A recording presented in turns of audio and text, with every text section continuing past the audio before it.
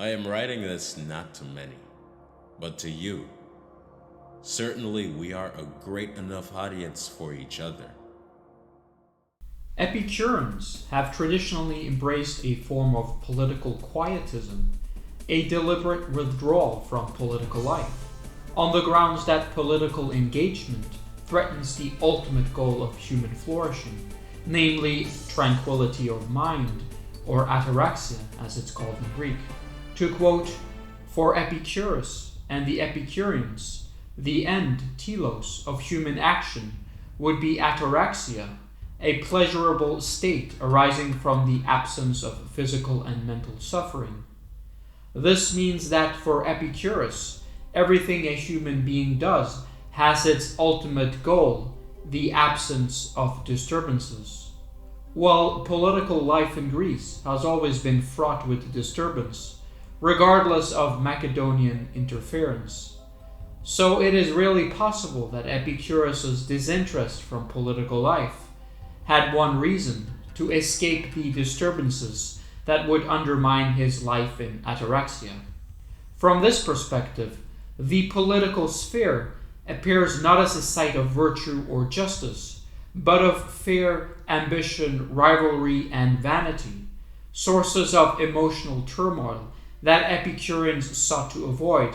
However, this position invites a compelling objection, that is, if everyone were to embrace such political detachment, wouldn't it leave the public sphere vulnerable to manipulation by bad political leaders? History, in fact, offers numerous examples of authoritarian figures arising to power precisely because of public disengagement. Whether due to apathy, propaganda, or simply a failure to mobilize politically in time, we observe the same tendency in ancient Greeks, a culture centered around the notion of a city-state, or polis, where there still existed wars as well as political instabilities. If we consider, for example, the city-state of Athens, the most famous one, then its greatest enemy was to be found in close proximity in the form of Sparta, where although there existed times where these two city-states would unite in order to suppress invaders, here the Persian Wars serve as a main example. There also existed other times when they were at war, such as in the Peloponnesian Wars. So how should we understand the Epicurean endorsement of political quietism, which on the surface appears rather defeatist? To begin with, it's not entirely obvious that political involvement must be at odds with Epicurean ideals. One could argue that political engagement, if oriented towards fostering a peaceful and just society, might support the pursuit of ataraxia for both the individual and the broader community.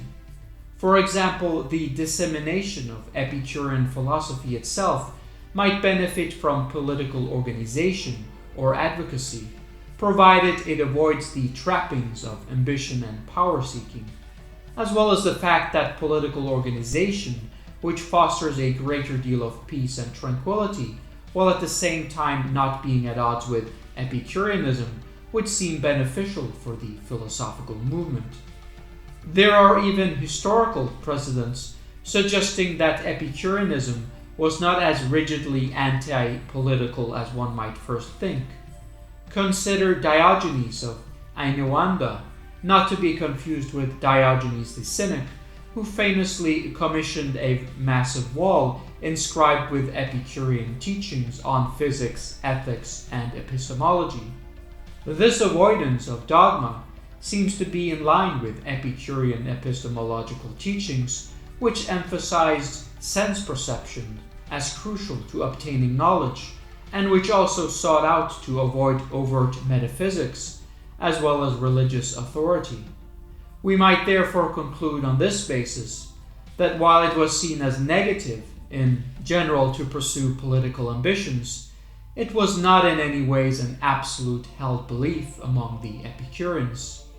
If we retreat back to Epicurus's own lifetime, then we should remark that the most popular form of rule in ancient Greece among its polis was that of aristocracy and not direct democracy. We also have many examples of a monarchy taking place in ancient Greece's early history, while even in later times we have the Spartans, who displayed a form of dual kingship, seen perhaps in parallel to the system of two consuls seen later in the Roman Empire.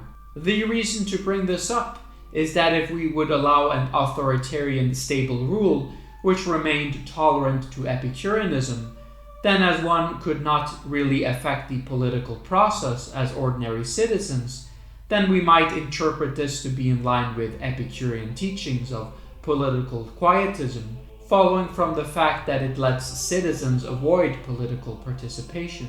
However, we can equally argue that the Epicureans would endure kingship, or rule by kings, in terms of a pragmatic necessity as compared with other worse forms of rule, while to inhabit the role of a king would be a terrible mistake in itself, according to Epicureans. To quote, Plutarch reports that the Epicureans wrote on kingship only to ward people away from living in the company of kings, and that they maintained that to be king oneself was a terrible mistake. However, the scattered evidence that remains suggests the Epicurean views on kingship were both nuanced and sophisticated. It is therefore wise to conclude that the Epicureans had a rather nuanced view on the role of kingship, but it is nonetheless interesting that there are sources pertaining to kingship in relation with Epicureans when we consider the political quietism that Epicurus espoused.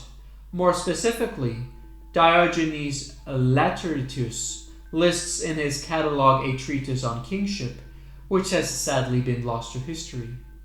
It may also very much be the case that for the Epicureans, their view concerning monarchy evolved over time, where a less static view concerning political quietism evolved likewise. To conclude this video, we may say that political quietism remains relevant as it touches upon what moral duty, if any, we have to engage in political activity. It's certainly true that an obsession with politics may have negative mental consequences, as any given obsession, where both political fatigue and burnout become a problem. The emphasis on the Epicureans for a tranquil life may then be seen as an important counterpart in terms of using philosophy as a form of therapy, although it certainly does not replace important fields such as psychology or psychiatry. At the same time, there are many historical cases where an engagement with the political world has brought genuine progress, such as the feminist movement in the 70s, as an example, where following the decades since, we have seen a wide increase in the participation among women in universities, as well as expanded political rights. One perhaps unifying remark here would be that Epicureanism showcases a path towards, in terms of achieving happiness, which stands as rather apolitical and private as compared with the political world, whereas we have seen the position of political quietism was not emphasized as a dogma, but rather as a general prescription. One could then, to end on a very optimistic note, hope that future societies will be developed in terms of a less antagonistic political process, where free, open participation is encouraged in a way which does not bring about a disturbance to ataraxia.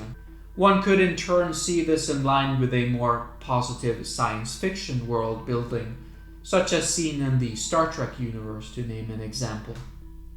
Okay, that wraps up this video where we have discussed Epicureanism and politics, more specifically their distancing away from the political participation.